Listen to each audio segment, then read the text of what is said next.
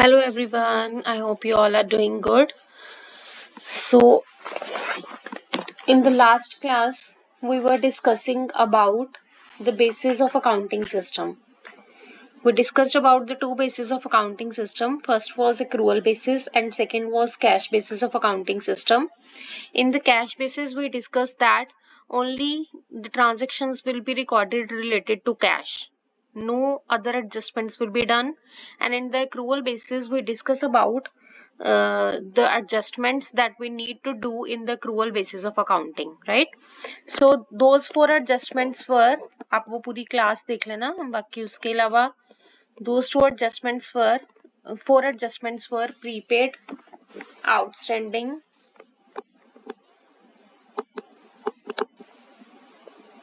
accrued and received in advance. बच्चे मैं इसके बारे में आपको फिर से एक बार रिपीट कर रही हूँ. Prepaid means paid in advance. Paid in advance. Outstanding means due but not paid. Accrued means due but not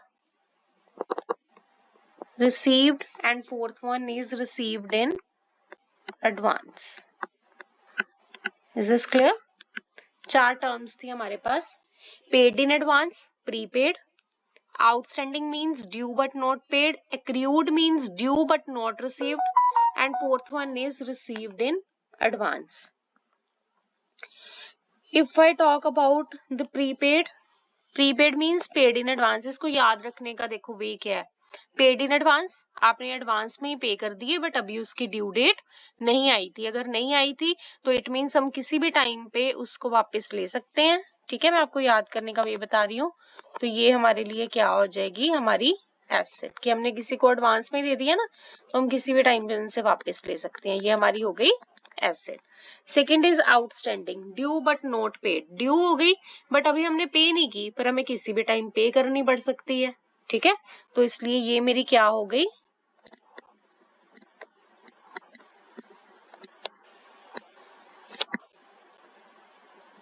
liability.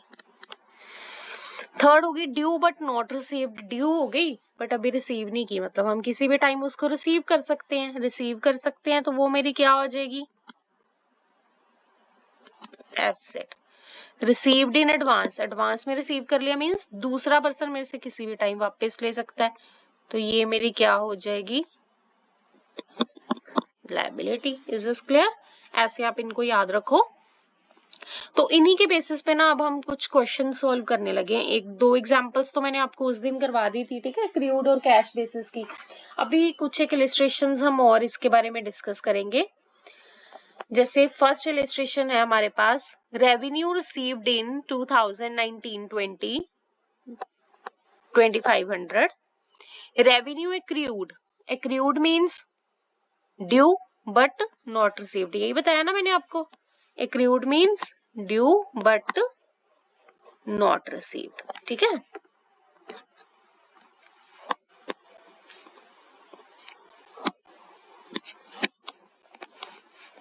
तो वो कितना आ गया, 700. Revenue received in advance, advance में कहते रेवेन्यू रिसीव कर लिया कितना, 500.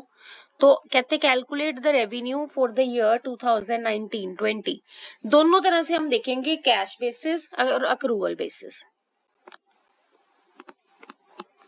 सबसे पहले अगर मैं बात करूं कैश बेसिस, कैश बेसिस ने क्या बोला था कि सिर्फ आपने उसी ईयर के एक्सपेंस को, मतलब सिर्फ उसी एक्सपेंस को उस ईयर का एक्सपेंस मानना है जिसमें आपने जितनी कैश ट्रांजैक्शन की हुई है. ठीक है, बाकी आपने इसके अलावा कोई भी एडजस्टमेंट नहीं करनी. मतलब अगर कैश आया या कैश गया आपने उसी को कंसिडर करना है. तो वो यहाँ पे क्या कह रहे हैं, रेवेन्यू रिसीव्ड इन 1920. कहते हैं रेवेन्यू रिसीव किया 1920 में कितना, 2500 का. मतलब 2500 तो आपने रिसीव कर लिया, तो 2500 तो आपका रेवेन्यू हो गया. ठीक है, इसके अलावा ये ड्यू हुआ बट अभी रिसीव ही नहीं किया, ये रिसीव एडवांस में कर लिया था, मींस उस ईयर रिसीव नहीं किया जिस ईयर की हमारी इनकम हम काउंट कर रहे हैं। इनकम हमारी क्या हो जाएगी, मतलब 1 अप्रैल 2019 की बोली है ना उन्होंने, 1 अप्रैल 2019 टू 31 मार्च 2020, इसके बीच में जो भी आपने कैश ली है। एडवांस का मतलब आपने इससे पहले ले लिया, रिसीव ही नहीं किया, मींस 31 मार्च तक आपने रिसीव ही नहीं किया, तो इसका मतलब ना तो कैश बेसिस में ये ट्रांजैक्शन आएगी और ना ही कैश बेसिस में ये ट्रांजैक्शन आएगी, क्योंकि वो 1 अप्रैल से पहले ले लिया, एडवांस मींस पहले ले लिया, और वो अभी तक लिया ही नहीं, तो इसका मतलब कैश बेसिस का आंसर अपना कितना हो जाएगा, 2500। 2500 is the income of the year, is the revenue of the year. ठीक है, अब आ जाता है हमारा अक्रूवल बेसिस। बच्चे अक्रूवल बेसिस को हम मर्केंटाइल बेसिस भी कहते हैं। अगर इनकेस आपको ऐसे शॉर्ट क्वेश्चन आता है तो अक्रूवल भी लिखा हो सकता है और मर्केंटाइल बेसिस भी लिखा हो सकता है, तो दोनों में आपने कंफ्यूज नहीं होना। ठीक है,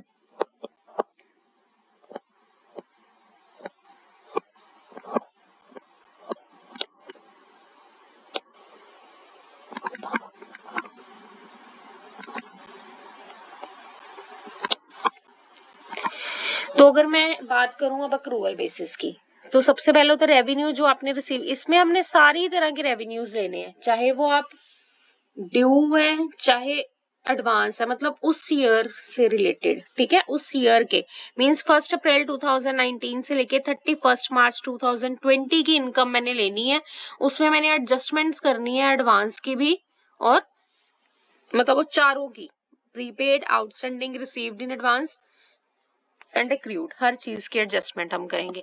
तो इसमें मेरे पास रेवेन्यू कितना आ गया बच्चे, देखो सारे क्वेश्चन पढ़ो, अपने आप मेरे साथ साथ करो इस क्वेश्चन को। 2500 का रेवेन्यू रिसीव कर लिया। अब वो क्या कह रहे हैं कि रेवेन्यू एक्रू हो गया, मींस रेवेन्यू ड्यू तो हो गया पर अभी मैंने रिसीव नहीं किया। ड्यू हो गया, अभी रिसीव नहीं किया, हम किसी भी टाइम उसको रिसीव कर सकते हैं, मतलब मेरी क्या है, वो एसेट है, मतलब बढ़ जाएगा ना मेरा। रिसीव मैं किसी भी टाइम कर सकती हूँ, ड्यू हो गया मेरी वो इनकम में काउंट हो जाएगा। ठीक है, वो क्या काउंट हो गया, मेरी इनकम में। ड्यू तो हो गया ना, मतलब मैं ये मान लूंगी ड्यू हो गया, मतलब this is my income. Revenue received in advance, advance means 1 अप्रैल से पहले ही आपने उसको रिसीव कर लिया होगा, तभी वो हमने उसको एडवांस बोला ना। तो अगर 1 अप्रैल से पहले ही हमने उसको रिसीव कर लिया है, तो इसका मतलब क्या हो गया कि वो मेरी इस ईयर की इनकम नहीं मानी जाएगी, उसको मैं इसमें से, वो मेरी लायबिलिटी होगी ना। एडवांस में रिसीव कर लिया मींस किसी भी टाइम मुझे वापस करना पड़ सकता है, तो वो मेरी इस साल की इनकम नहीं होगी। ठीक है, वो मेरी जिस ईयर को बिलोंग करेगी हम उस ईयर में उसको लेंगे। 2500 प्लस 700 माइनस 500 कर देंगे हम, तो मेरे पास नेट क्या आ जाता है, 2700। Is this clear? 2500 plus 700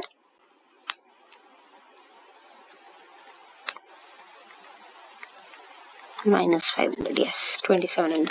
मतलब वो मैंने आपको याद करने का वे बताया, अगर आप भूल जाओ तो आप ऐसे याद कर सकते हो, एडवांस है, वापस करना है, ये करना है, वो करना है। ठीक है, is this clear? Question clear हो गया सबको? 2500 था, 700 ड्यू हो गया बट अभी हमने रिसीव नहीं किया, तो वो मेरे लिए एसेट है, मैंने प्लस कर दिया, लायबिलिटी है मैंने माइनस कर दिया। इसको दूसरे अदर वे आउट अगर मैं याद करना चाहूँ, मीन समझने का वे अदर वे क्या होगा, 2500 है, एक्रू हो गया मीन्स ड्यू हो गया बट हमने रिसीव नहीं किया, ड्यू हो गया रिसीव नहीं किया, किसी भी टाइम रिसीव कर सकते हैं, हमने उसको बढ़ा दिया।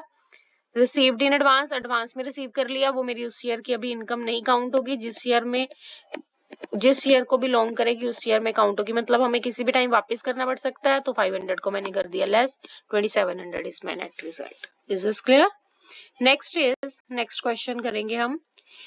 कमीशन रिसीव्ड, देखो सेम ही है, आप लोग करोगे। Commission received during 2017-18 was 35,000। कहते कमीशन तो रिसीव कर ली 35,000। ठीक है, commission receivable on 31st March 2018 was 4,500. Commission receivable on 1st April 2017 was 7,500. Calculate the commission income for 2017-18 when books are maintained on number 1 cash basis, number 2 accrual basis. Cash basis का तो simple ही है, commission receive किया 2017-18 में कितना 35,000। इसके अलावा देखो अब ये मेरा ईयर कौन सा आ गया, 1 अप्रैल 2017 टू 31 मार्च 2018, इसके बीच को देखना मैंने, ठीक है। तो 1 अप्रैल को 35,000 तो रिसीव कर ही लिया ना, वो तो कैश हो ही गया, अपने पास आ ही गया, ठीक है। तो इसका मतलब वो मेरा क्या हो जाएगा, 35,000 जो मैंने रिसीव किया कैश बेसिस का आंसर। बाकी रिसीवेबल्स की एडजस्टमेंट तो हमने करनी नहीं है, क्रूड की भी नहीं करनी, ड्यू की भी नहीं करनी, कोई भी नहीं मैंने करनी, ठीक है। तो वो तो अपना हो ही जाएगा। बाकी देखो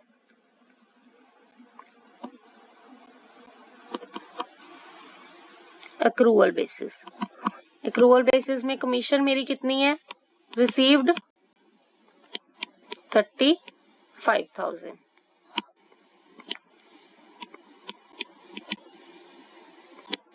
ठीक है।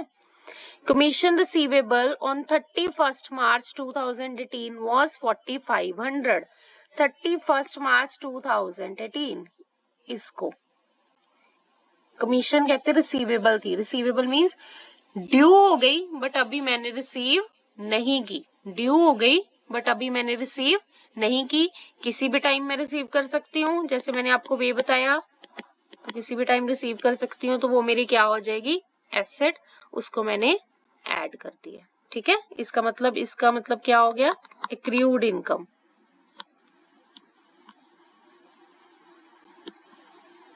ड्यू बट नॉट रिसीव्ड, ये आ गया एक्रूड इनकम। ड्यू होगी बट रिसीव अभी हमने नहीं की, वो मेरे लिए क्या है, एसेट है, ठीक है। इसलिए मैंने उसको बढ़ा दिया, 4,500 से मेरी इनकम इंक्रीज हो गई, ठीक है। 35,000 प्लस 4,500 किसी भी टाइम में रिसीव कर सकती हूँ। कमीशन रिसीवेबल ऑन 1 अप्रैल 2017, मतलब आप ओपनिंग क्लोजिंग भी कर सकते हो ना, कि at the end of the year आपका 4,500 था, in the beginning of the year 7,500, वो आपने लेस कर दिया, बिगिनिंग में आपने इतना रिसीव किया था, तो बाकी आपका क्या, या फिर आप ऐसे कर लो 1 अप्रैल 2017 मींस वो एडवांस में आपने रिसीव कर लिया 7,500, तो वो अपना हो जाएगा लेस। तो मेरे पास कितना आ जाएगा इसमें, 35,000 प्लस 4,500 माइनस 75, दिस इज 32,000, ठीक है। क्या आ गया अपने पास, 32,000। I hope this is clear to you. At the end of the year minus beginning of the year आ गया।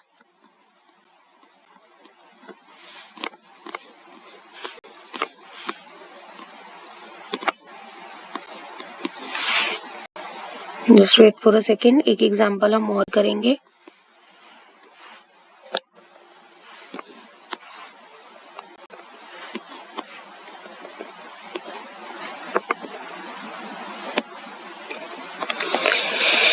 ठीक है, ये बच्चे क्लियर हो गया इतना आपको।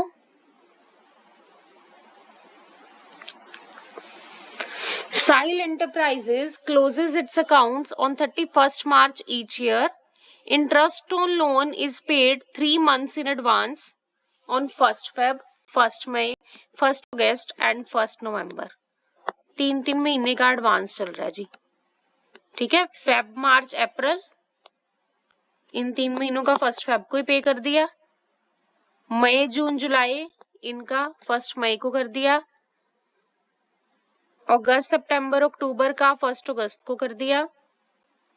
नवंबर, दिसंबर एंड जैन का 1 नवंबर को कर दिया। ऐसे ऐसे इंटरेस्ट की पेमेंट्स हुई हैं। कहते हैं इंटरेस्ट चार्जेबल कितना होगा P&L अकाउंट में, एक्रूवल बेसिस पे भी बताओ और कैश बेसिस पे भी बताओ, ठीक है। तो सबसे पहले हम एक्रूवल बेसिस पे ले लेते हैं, कैश बेसिस तो सिंपल निकल ही आएगा, सिंपल उसी ईयर को हम देख लेंगे उस टाइम पीरियड के विदिन। अब 2016-17 बोल रहे हैं ना, मींस 1 अप्रैल 2016 to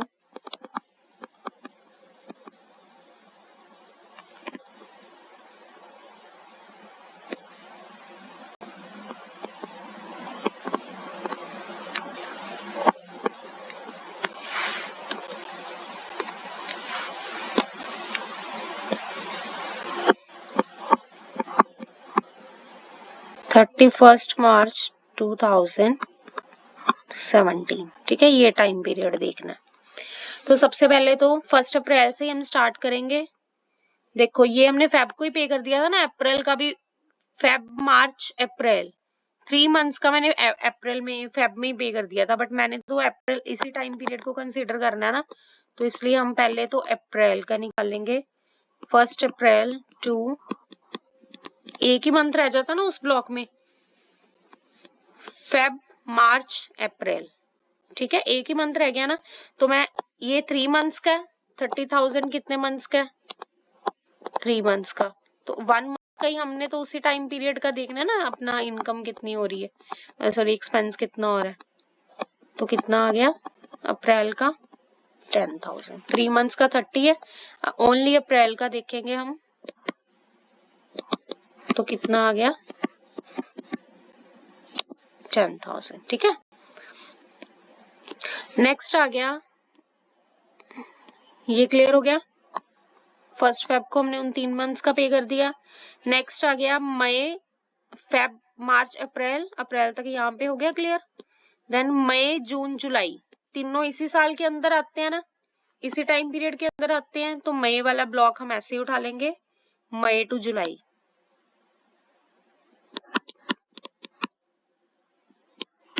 मुझे इन राइटिंग थोड़ी सी एडजस्ट कर लेना, क्योंकि थोड़ा सा मेरे लैपटॉप में इश्यू हो रहा है, स्क्रीन रिकॉर्डर जो है ना वो टैबलेट मोड पे नहीं हो रहा, डेस्कटॉप मोड पे, तो इसलिए थोड़ा सा लिखने में प्रॉब्लम हो रही है, वो एडजस्ट कर लेना। ठीक है, ये भी हो गया क्लियर। ये ब्लॉक पूरे का पूरा आ गया। मई, 1 मई को ही पे कर दिया, मई जून और जुलाई का, क्योंकि ये इसी टाइम पीरियड के अंदर आते हैं, तो ये 30,000 का 30,000 भी हमने ले लिया।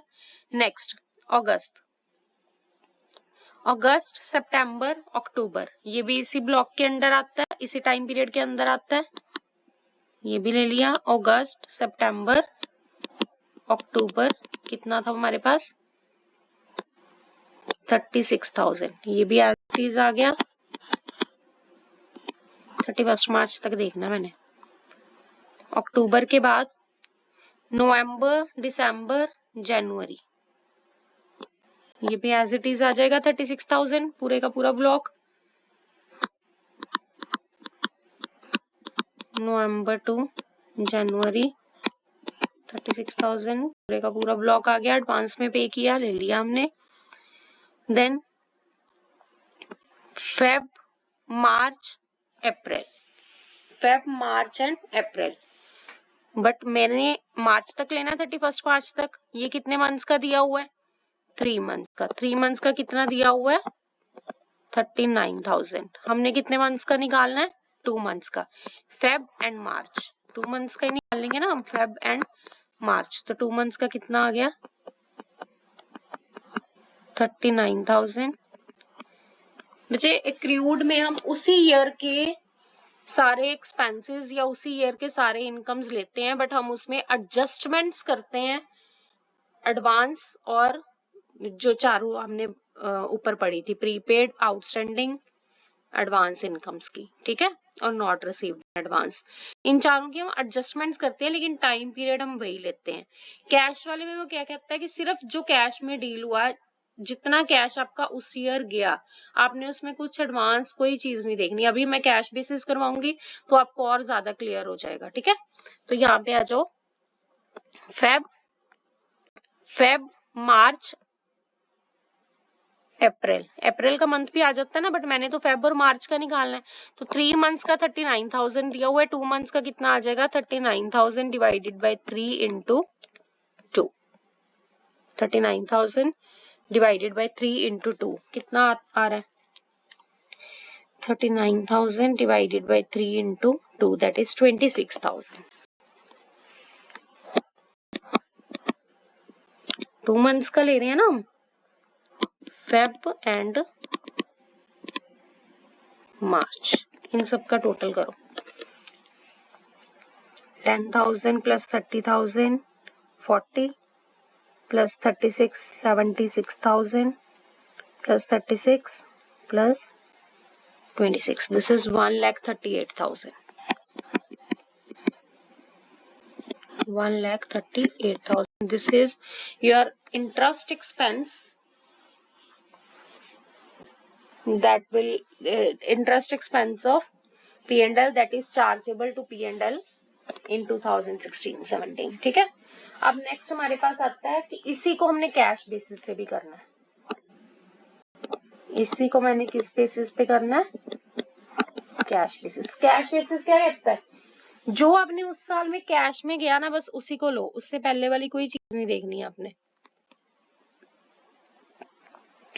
कैश में मेरा कब गया? 1 फेब को गया, वो मेरा इस साल आता है? नहीं आता, पूरा ब्लॉक ही छोड़ दिया।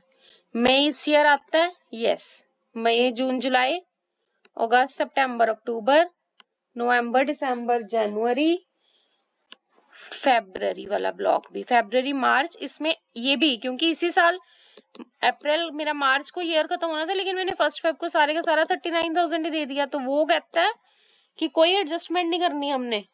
ठीक है, कोई भी एडजस्टमेंट हमने नहीं करनी। बच्चे देखो, जो आपका ओपनिंग वाला था वो आपने क्या कर दिया, मतलब सॉरी ओपनिंग बोल रही हूँ, जो वहां पे था वहां पे आपने देखा था कि मैंने एडवांस में कि मेरी पेमेंट्स जो है वो कितनी हो गई थी पहले भी, 1 फेब वाले ब्लॉक में भी इस ईयर को कितनी इनकम बिलोंग करती थी। ठीक है, और लास्ट वाले ब्लॉक में जो मेरी इस ईयर की इनकम थी, मैंने उस ईयर की बिलोंगिंग इनकम को निकाला था, अप्रैल को निकाल दिया था।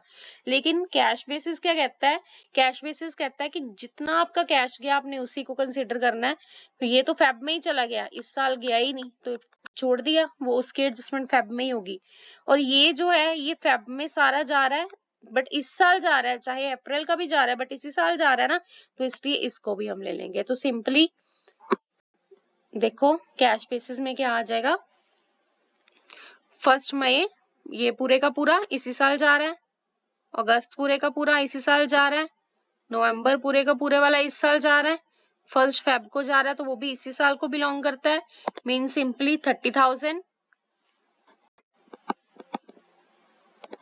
Plus 36,000 plus 36,000 plus 39,000।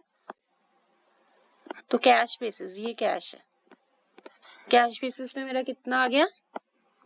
1,41,000। कैश कहता है कि कैश देखो कब गया कब नहीं, बाकी कोई एडजस्टमेंट नहीं आपने करनी। ठीक है, तो कैश बेसिस पे मेरे पास कितना इंटरेस्ट आ गया? 1,41,000। और उसके बेसिस पे मेरे पास इंटरेस्ट कितना आया था? 1,38,000। I hope this is clear. कोई भी डाउट होगा तो you can ask me in the comment section, I will definitely try to answer. और बच्चे की इंटरेक्शन बहुत ज्यादा इंपॉर्टेंट होती है whenever we are doing something. तो जब तक आप मुझे क्लियर नहीं करोगे कि आप क्लासेस को देख रहे हो या आपको कोई डाउट है, तब तक मुझे भी एक कॉन्फिडेंस नहीं आएगा, एक बूस्ट नहीं मिलेगा। तो इसलिए सब्सक्राइब करो, ठीक है, और कमेंट्स किया करो, कमेंट में क्वेश्चन पूछा करो। कोई आप क्वेरी आपकी हो तो वो जरूर हेजिटेट मत करो, उसमें लिखो, सो दैट एक मतलब 1-to-1 इंटरेक्शन तो नहीं हो सकता, बट एक तरह से हम एक बॉन्ड और एक कनेक्शन बिल्ड करने की कोशिश करें इसी प्लेटफॉर्म के through. Is this clear? Thank you so much. Stay connected for the next class and subscribe the channel if you have not subscribed it yet. Thank you so much. Take care. Bye bye.